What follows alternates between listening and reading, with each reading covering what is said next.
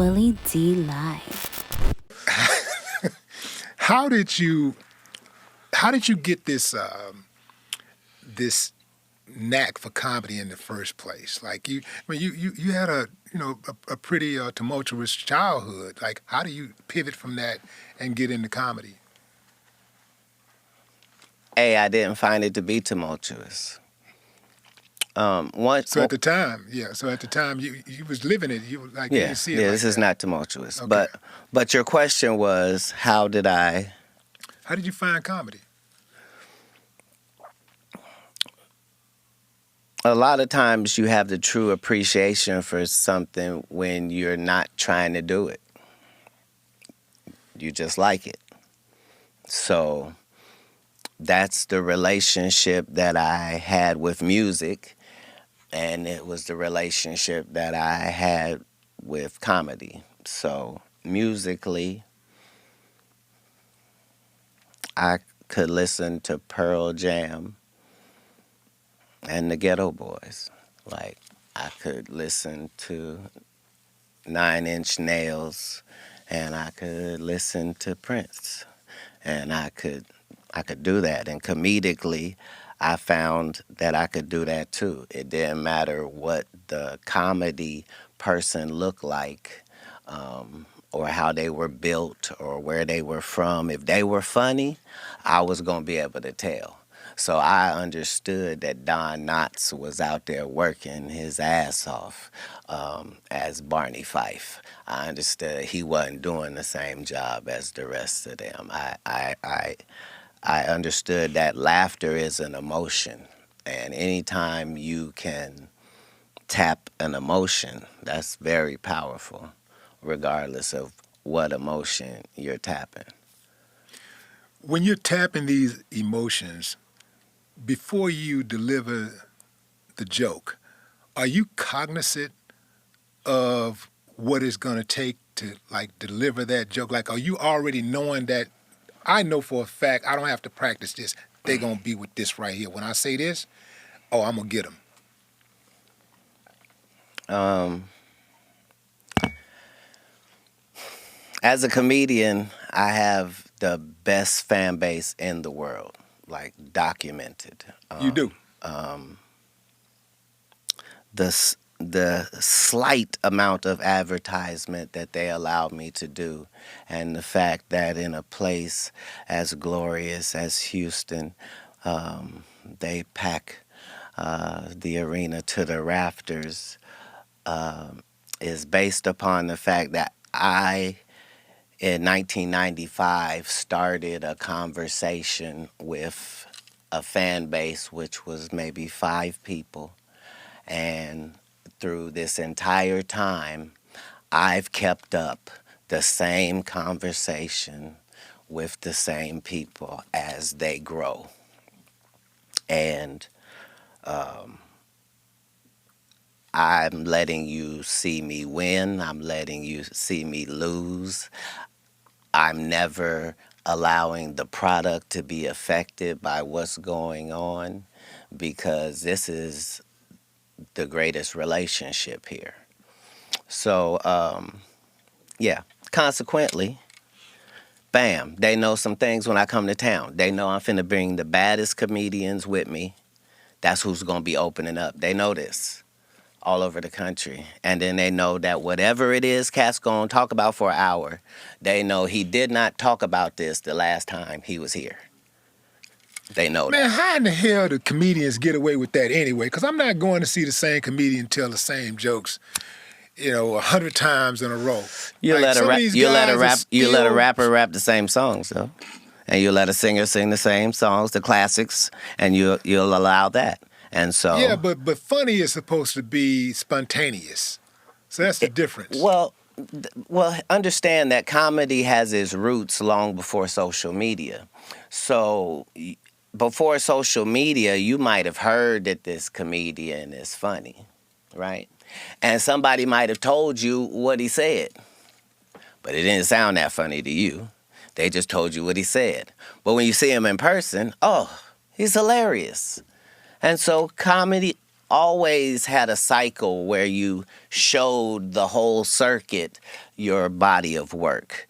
It's just comedians had gotten so lazy that they were doing one great set that they had on Comic View or Def Jam, and they were touring that for 15 years without changing it. And so we made it a part of our effort to push the fact that you should be writing new material and shaming the community into it by just, I'm going to keep putting out these specials and it's new material. How long are you going to continue to tell these jokes? Because in a minute, the audience is going to be like, no, they got to say something new. And eventually the audience did do that. And Well, some audiences show up and they want you to say the old joke. They demand that you tell the old joke.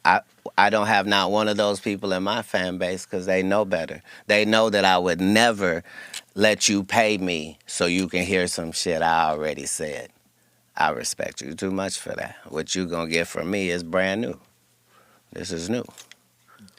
Right now you have 12 comedy specials. Okay. Is there a magic number in mind, or you just want to just keep running to make sure you got the all-time number and that's secure for? Are you already at the top? You got more. I'm in no way. I'm in no way counting numbers. You've done. I'm saying if 12 is the most, if 12 was the most, there's not a number because I'm not putting a number to it. But I've been special that many times for an hour. 17 tours, 100 cities.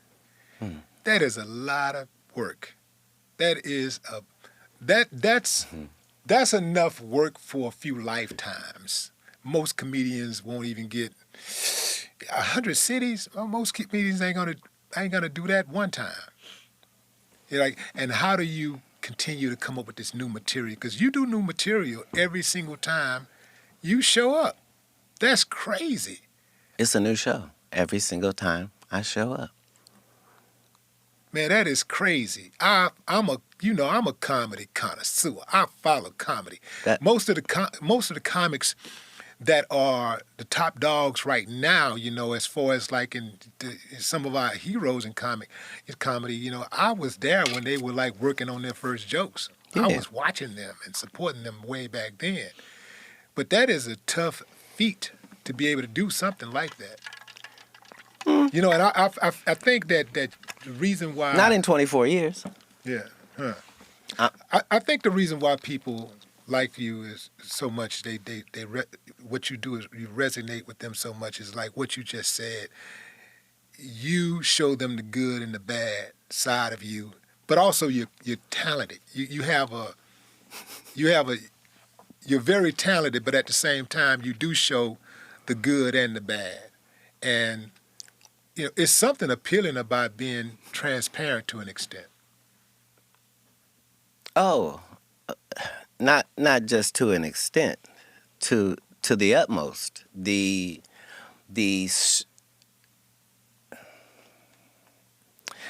As soon as you, as a person, decide that you're not gonna lie anymore, and that whatever problem that you have, you're gonna deal with that problem right then where it presents itself, it'll show you a whole new side of you. It's very important. It's very important.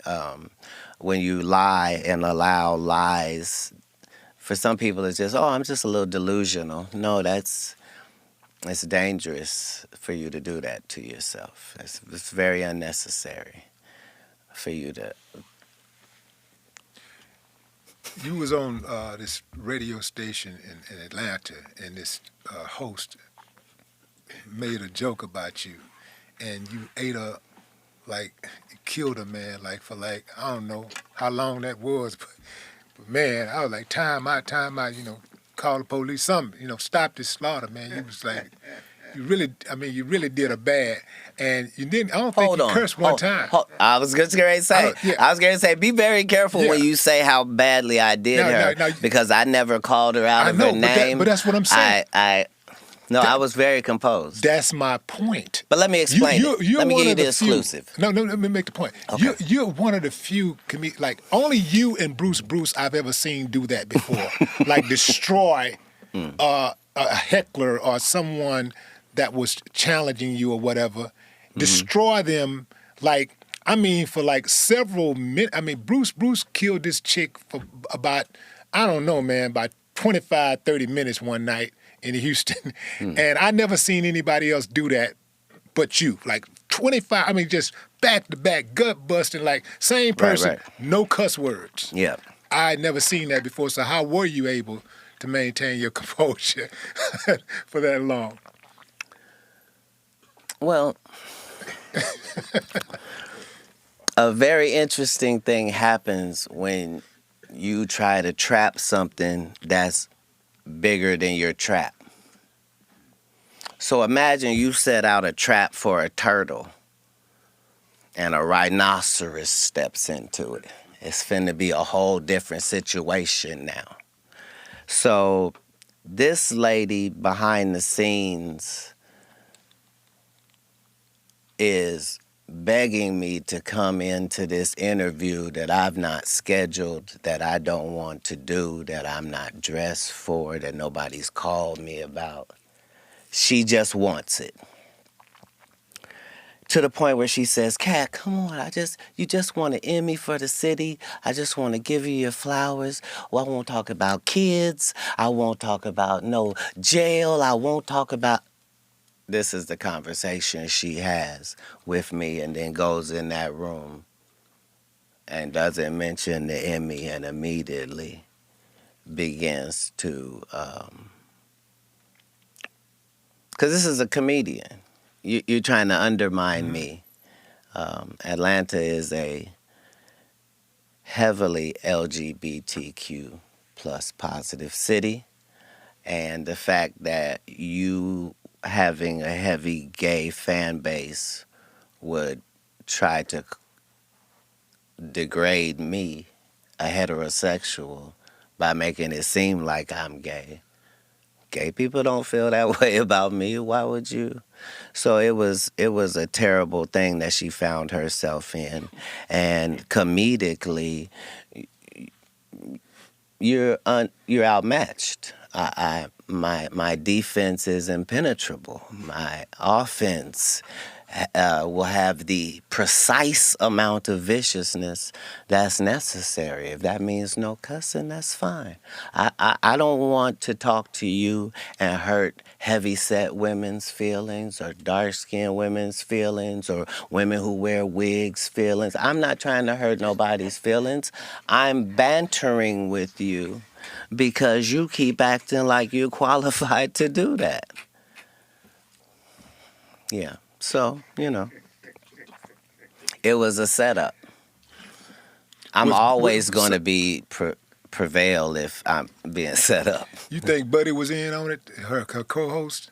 You think he was in on that? He didn't appear to be in on it. No, because here's the whole thing. He kept trying to get her to pull the plug on this, and she kept not.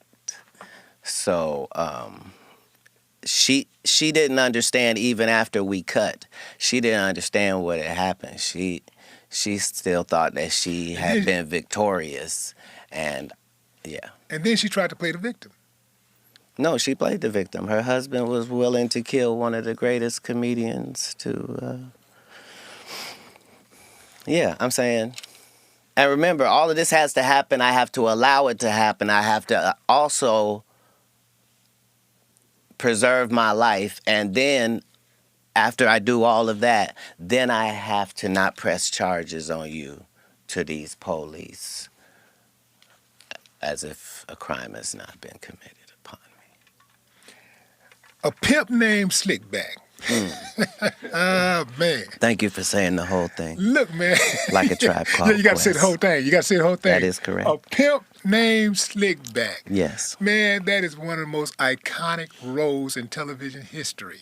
How did that come about?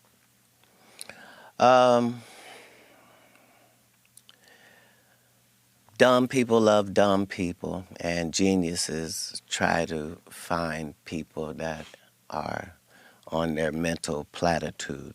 So Aaron Magruder is one of the finest black writers that Absolutely. we've had. Yes. And the fact that he started his journey in the real trenches, writing for newspapers and getting syndicated across the country before he ever came to the next platform is what made him so formidable. So it was a joy to be able to work with him. Just like, when I do work with Donald Glover, we get the Emmy. Like, it's because you're dealing with compatible wavelengths. Like Donald Glover told me, Katt, here's a script.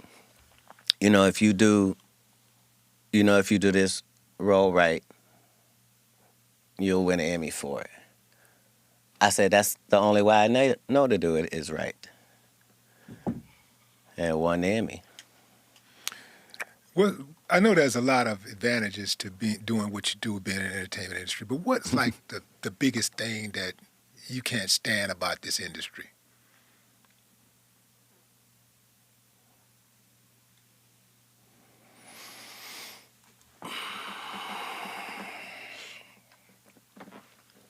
Nothing. I like it. Shit, I don't know who you think you're talking to. I like it. Now you let's. I love my op as myself. Yeah. I think it's great. On our side of things, it's flourishing. It's never been better. All the people on our side are seeing that prayers do work and that you really have control of your mind more than you think you do. And if you could somehow possibly stop thinking the way you do and think another way, it might help you. And you'll know right away if it does. That's the benefit, is each one of these days you're getting could really be the one. What's one of the wildest things that has happened to you or you've seen happen in your time in this entertainment space? Yeah, sorry, Vlad. I ain't seen nothing. I collect the footage, but I haven't seen anything.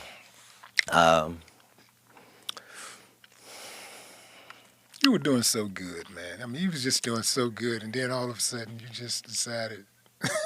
Well, no, here's the thing. What you asked was, you said, hey, Wolf, what do you hate about the sheep? Nothing. Nothing. I feel good. I feel like we're in a good position. Everything's going to be fine. Let's go, Coach Prime. Yeah. What do you think about We Coach coming. Prime? What's up with Coach Prime? You have you been out there yet, Colorado? No, I've supported from afar. Yeah. I'm saying anytime a great individual, regardless of what he does, finds something that he can be great in, like, that's going to work. Like, he is a motivating factor and an asset to it. He always has been since the Jerry Curl days. Those are the leaders of men that we discussed earlier. An eternal optimist, someone that's clever and about books and hard work and discipline. As a black person, we should be so lucky as to have a black coach like that. And as a non-black person, what a great job. Man, you just described yourself. Except the coach part. And then I take that back. You are a coach in your own right. And you as Yeah. well. That's the whole thing. Like, these compliments are all shared by all of us who receive them. Like, that's what it's got to be. If you any reflection of me, then that's what it is. That's why in the good book it say, made in God's image. It don't mean you're always going to do that, but it means there's the possibility that you could mirror that. Yeah. Do you have adopted children? I'm an empty nester. I have no children at this point. Glory and hallelujah. No, everybody's grown. Yeah, but yeah, I got grandbabies. You got grandbabies. Okay. Yeah. How many? 4. 4. Nice. All girls. Oh yeah. See? That's how you know he's been doing something right. What are the ages? Of what? The girls. The grandbabies? Yeah. Okay, so I have a 6, 2 4s,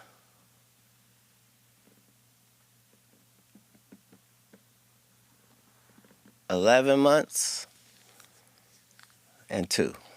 That's 5. Yeah. I realized it as you said it.